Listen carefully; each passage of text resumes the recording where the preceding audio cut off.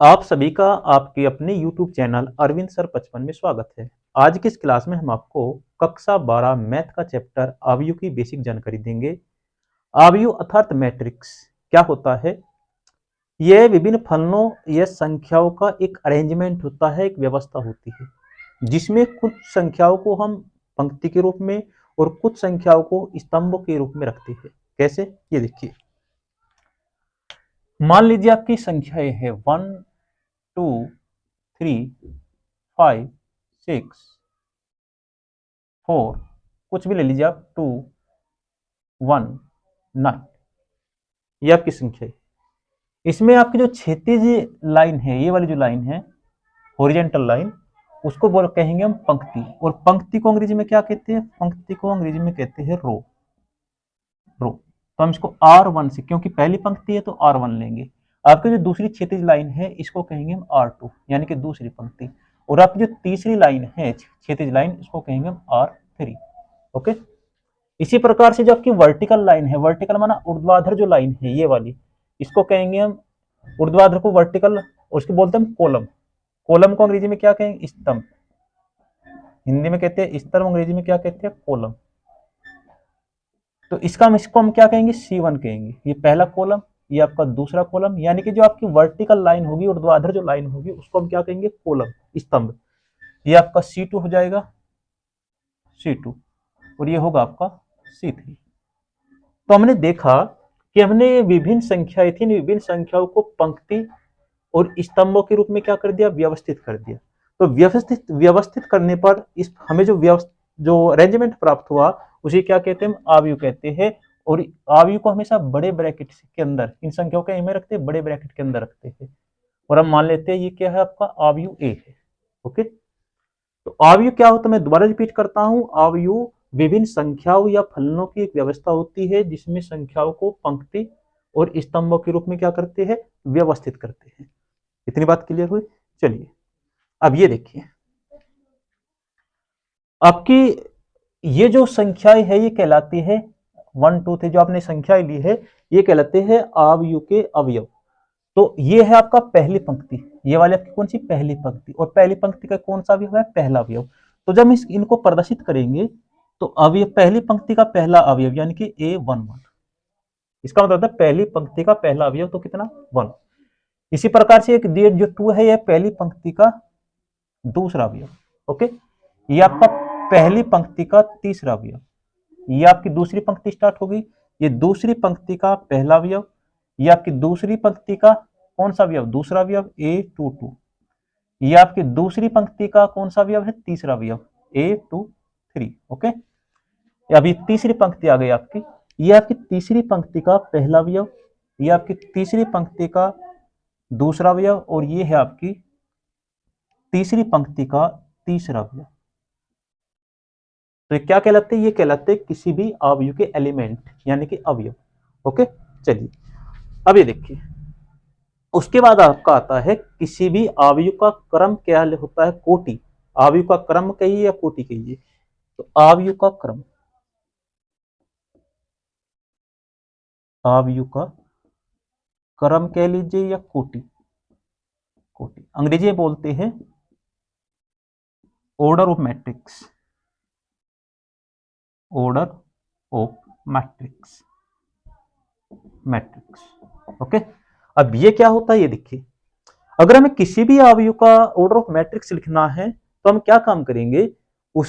हमें उस अवयव की पंक्ति और स्तंभों का पता होना चाहिए, और पंक्ति गुणा स्तंभ करके हम क्या लिख सकते हैं? उस अवयव का क्रम लिख सकते हैं।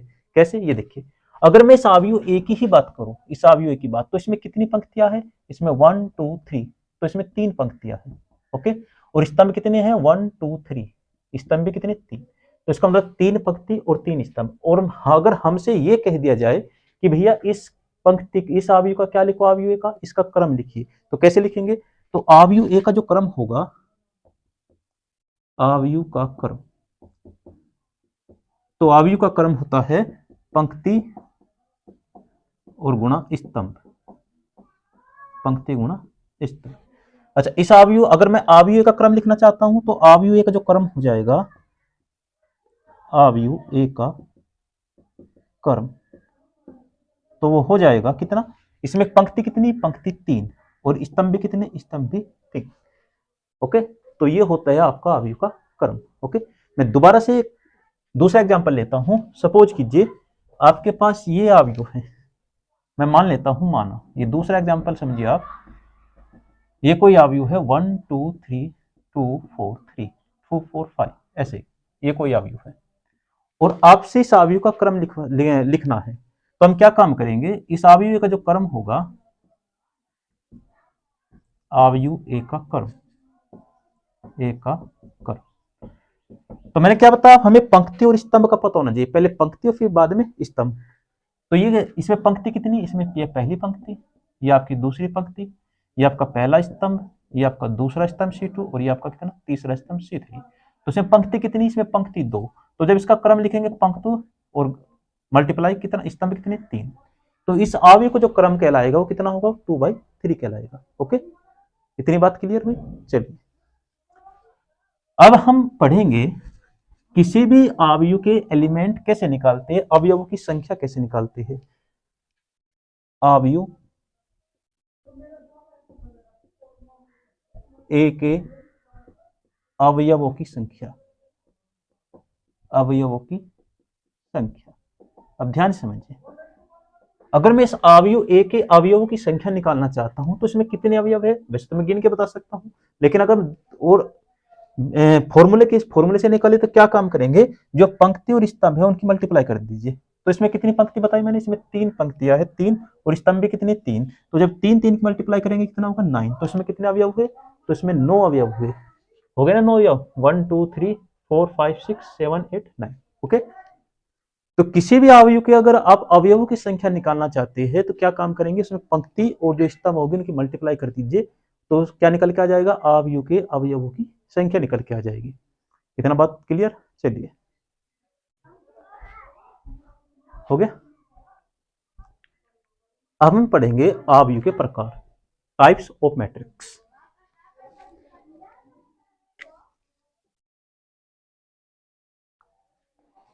अवयव के प्रकार मतलब types of matrix, types of matrix. देखिए अब ये टाइप्स ऑफ मैट्रिक्स क्या होता है, इसका जो पहला प्रकार है वो होता है आपका पंक्ति अवयव, पंक्ति अवयव, इंग्लिश में क्या कहेंगे, रो मैट्रिक्स, ये रो और ये मैट्रिक्स, रो मैट्रिक्स। क्लियर। देखिए अब ये क्या होता है, सुनिए, एक ऐसा अवयव, एक ऐसा मैट्रिक्स जिसमें केवल एक पंक्ति हो, एक ऐसा मैट्रिक्स जिसमें केवल एक पंक्ति हो, उसको क्या कहेंगे हम, पंक्ति अवयव कहेंगे। जैसे सपोज कीजिए कोई आपका अवयव है 1 4 5, तो इसमें कितनी पंक्ति है, इसमें एक पंक्ति है, तो इसको क्या कहेंगे, इसको कहेंगे हम पंक्ति अवयव। क्लियर हुआ। चलिए सेकंड आपका आता है स्तंभ अवयव, स्तंभ अवयव, स्तंभ अवयव मतलब कॉलम मैट्रिक्स ना, कॉलम मैट्रिक्स। जैसे कि आपने पढ़ा कि पंक्ति अवयव में कितनी पंक्ति, केवल एक पंक्ति, तो ठीक अगर मैं स्तंभ अवयव कहूं तो स्तंभ अवयव में केवल जिसमें केवल एक स्तंभ हो, एक ऐसा अवयव जिसमें केवल एक स्तंभ हो, उसको क्या कहेंगे हम, उसको कहेंगे स्तंभ अवयव। ओके, आप ऐसे लिख सकते हैं अवयव इक्वल टू 1 4 5। इसमें कितने स्तंभ हुए, इसमें आपका एक स्तंभ है, ये C1, तो इसको क्या कहेंगे हम, इसको कहेंगे हम स्तंभ अवयव। राइट हुआ। चलिए तीसरा आपका जो आता है, तीसरा होता है आपका वर्ग अवयव, वर्ग अवयव। जब वर्ग मतलब स्क्वायर मैट्रिक्स, और आपने स्क्वायर की डेफिनेशन पढ़ी है वर्ग की, जिसमें एक ऐसी आकृति जिसकी चारों के चारों साइड क्या हो, इक्वल हो।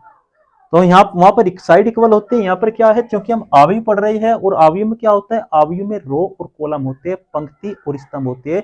इसका मतलब वर्ग अवयव में क्या होगा, पंक्तियों की संख्या इक्वल टू स्तंभों की संख्या, यानी कि पंक्तियों की संख्या स्तंभों की संख्या के बराबर होती है। एक ऐसा अवयव जिसमें पंक्ति और स्तंभों की संख्या बराबर होती है उसको क्या बोलते हैं, उसको बोलते हैं वर्ग अवयव। जैसे आपका ये हो सकता है 1 2 4 5। इसमें पंक्ति कितनी, इसमें देखिए R1 ये R2, ये दो पंक्ति होगी, और स्तंभ कितने, ये C1 और ये आपका C2। तो दो पंक्ति है, दो स्तंभ है, तो इसको क्या बोलेंगे, मैं लिख देता हूं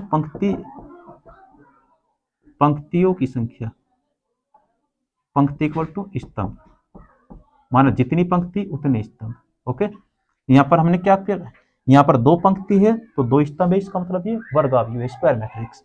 या आप ये भी कह सकते हैं A इक्वल टू 1 2 3 4 5 6 8 9 4। देखिए इसमें कितनी पंक्ति हुई, इसमें R1, ये आपका R2 और ये आपका R3, तीन पंक्ति हुई, और इसमें स्तंभ कितने, ये C1, ये आपका C2 और ये आपका C3। तो कितने स्तंभ, तीन स्तंभ। तो तीन पंक्ति तीन स्तंभ, इसका मतलब पंक्ति और स्तंभ इक्वल है, तो इसका मतलब ये वर्गावयव है। ओके, चलिए नोट कीजिए। ओके, आपका नंबर 4 जो आता है, नंबर 4 होता है आपका विकर्ण अवयव। विकर्ण अवयव, विकर्ण अवयव इंग्लिश में कहते हैं इसको डायगोनल मैट्रिक्स। डायगोनल मैट्रिक्स, देखिए सपोज कीजिए आपका अवयव A है, ये आपका 2 0 0 4, या मैं दूसरा मैट्रिक्स भी लिख लेता हूं साथ में 1 0 0 0 4 0 0 0 5, ये वाला। अब ध्यान से देखिए, एक विकर्ण अवयव क्या होता है, वो अवयव जिसमें डायगोनल को छोड़कर, विकर्ण के अवयवों को छोड़कर, ये विकर्ण के अवयव होंगे, इसमें विकर्ण हो गया ना, विकर्ण के अवयवों को छोड़कर शेष सभी अवयव क्या होते हैं, जीरो होते हैं। यहाँ पर भी देखिए, जिसमें विकर्ण के अवयवों को छोड़कर शेष सभी अवयव क्या होते हैं, जीरो होते हैं, तो उसको क्या बोलते हैं, विकर्ण अवयव बोलते हैं। लेकिन आपको बात ये याद रखनी है कि जो विकर्ण के अवयव होंगे ये क्या होंगे, ये अलग अलग होंगे। यहाँ पर देखिए अलग अलग है ना, ये भी अलग अलग है, तो विकर्ण के अवयवों को छोड़कर शेष सभी अवयव क्या होंगे, जीरो होंगे, तो उसको क्या कहेंगे, विकर्ण अवयव कहेंगे। क्लियर? अच्छा, उसके बाद आपका है नंबर 5। नंबर 5 आता है आपका अदिश अवयव। अदिश अवयव जिसको हम स्केलर मैट्रिक्स बोलते हैं। अदिश अवयव मतलब स्केलर मैट्रिक्स। अब ये क्या होता है, स्केलर मैट्रिक्स में क्या होगा आपका, देखिए मैं एग्जांपल के माध्यम से बताता हूं, 2 0 0 2, ये आप दूसरा भी ले सकते हैं, इक्वल टू -1 0 0 0 0, यहाँ पर आप -1 लीजिए, -1 0 0 0 -1। ओके, देखिए इस वाले विकर्ण अवयव में, इस वाले विकर्ण अवयव, इसमें अदिश अवयव में, विकर्ण अवयव में अंतर क्या होता है, इसमें भी क्या होता है, विकर्ण के अवयवों को छोड़कर शेष सभी अवयव क्या था, जीरो थे। यहाँ पर भी विकर्ण के अवयवों को छोड़ दीजिए, शेष सभी अवयव क्या होते हैं, जीरो होते हैं। ओके, लेकिन डिफरेंस क्या है, डिफरेंस ये है, इसमें जो डायगोनल के अवयव थे, ये जो डायगोनल के अवयव थे ये अलग अलग थे, लेकिन अदिश अवयव में क्या होगा, जो डायगोनल माना विकर्ण के जो अवयव होंगे, वे विकर्ण के अवयव क्या होंगे, सेम होंगे, ऐसे सेम होंगे। ओके, आ समझ में, इसमें विकर्ण के अवयव अलग अलग डिफरेंट होंगे, लेकिन यहाँ पर जो अदिश अवयव होगा उसमें विकर्ण के जो अवयव होंगे वे सेम होंगे। जैसे 2, यहाँ पे भी 2 -1 -1 -1, बाकी जो एलिमेंट होंगे वे क्या हो जाएंगे, जीरो हो जाएंगे। तो ऐसे अवयव को क्या बोलते हैं हम, स्केलर मैट्रिक्स या अदिश अवयव कहते हैं। क्लियर हुआ? चलिए अब नेक्स्ट आता है आपका, ये रख कर दें,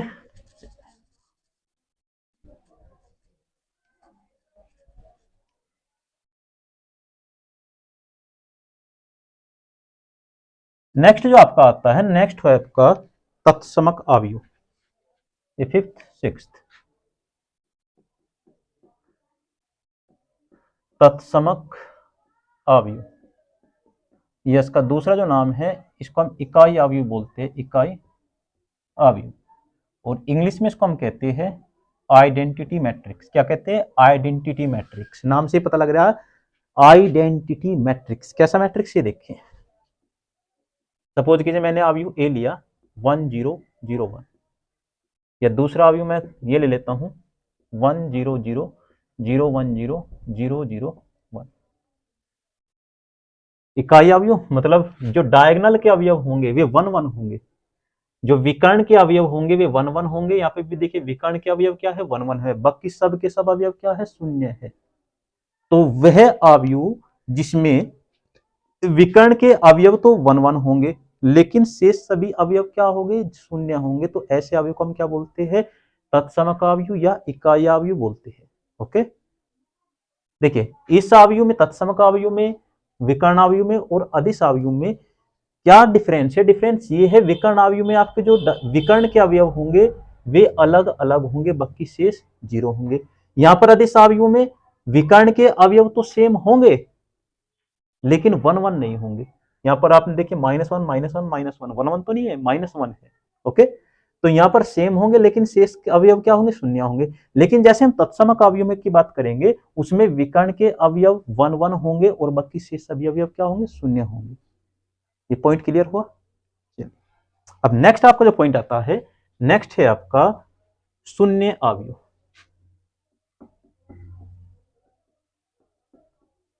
शून्य अवयव, शून्य अवयव मतलब जीरो मैट्रिक्स। शून्य अवयव का मतलब जीरो मैट्रिक्स। अब ये जीरो मैट्रिक्स क्या होता है देखिए, ऐसा अवयव जिसके सभी अवयव क्या होते हैं 0 होते हैं। एक ऐसा अवयव जिसके सभी अवयव क्या होते हैं 0 होते हैं, ऐसे अवयव को हम क्या बोलते हैं जीरो मैट्रिक्स बोलते हैं। एक ऐसा अवयव जिसके सभी अवयव क्या होते हैं 0 होते हैं, ऐसे अवयव को क्या बोलते हैं हम शून्य मैट्रिक्स बोलते हैं। क्लियर हुआ? एक बार इतना नोट कीजिए फिर आगे बढ़ेंगे।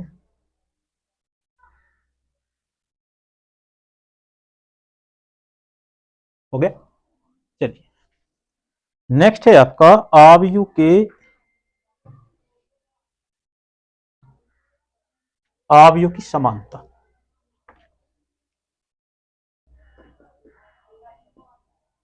अवयव की समानता, देखिए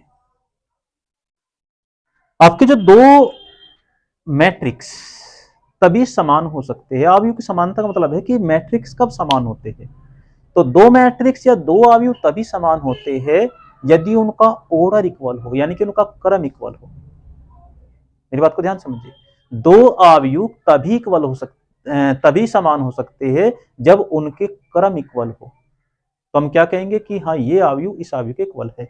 और दूसरी बात आपको ये है कि मतलब पहले अवयव के सभी अवयव दूसरे अवयव के सभी अवयवों के बराबर होने चाहिए, तभी हम क्या कहेंगे, तभी कहेंगे कि हाँ ये दोनों के दोनों अवयव जो है समान है। ओके, मैं एग्जांपल के माध्यम से समझाता हूँ। ये देखिए आपका ये अवयव, हमने दो अवयव दिए एक्स वाई ए, चलो एक्स वाई जेड और डब्ल्यू, कुछ भी ले लीजिए आप, चलो ये ले लिया मैंने एक्स वाई जेड और डब्ल्यू, और यहां पर लिख लिया मैंने 2 4 5 6।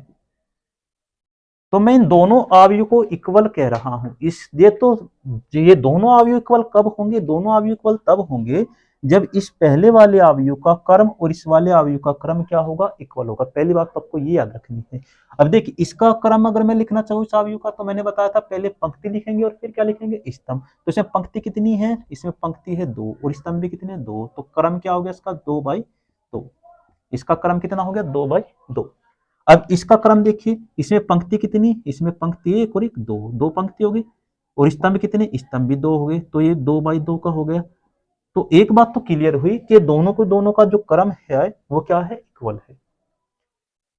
और दूसरी आपको ये बात याद रखना है कि दो अवयव कब इक्वल होंगे, मैंने बताया कि एक तो क्रम इक्वल होना चाहिए, और दूसरी बात क्या है, दूसरी बात ये है कि ये जो x की वैल्यू है वो इस x का मान कितना, यहां पर भी क्या होना चाहिए 2, तो यानी कि x का मान 2 होना चाहिए, z का मान कितना, z का मान 5 होना चाहिए, है ना, y का मान 4 होना चाहिए, y इक्वल टू 4, और w इक्वल टू कितना होना चाहिए, w इक्वल टू 6।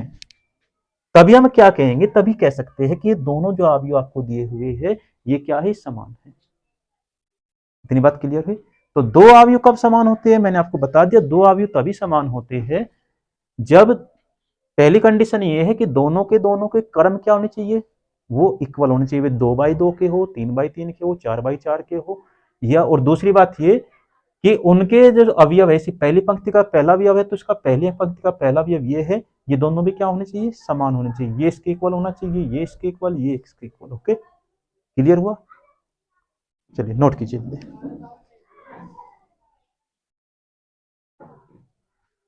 तो ये थी आपकी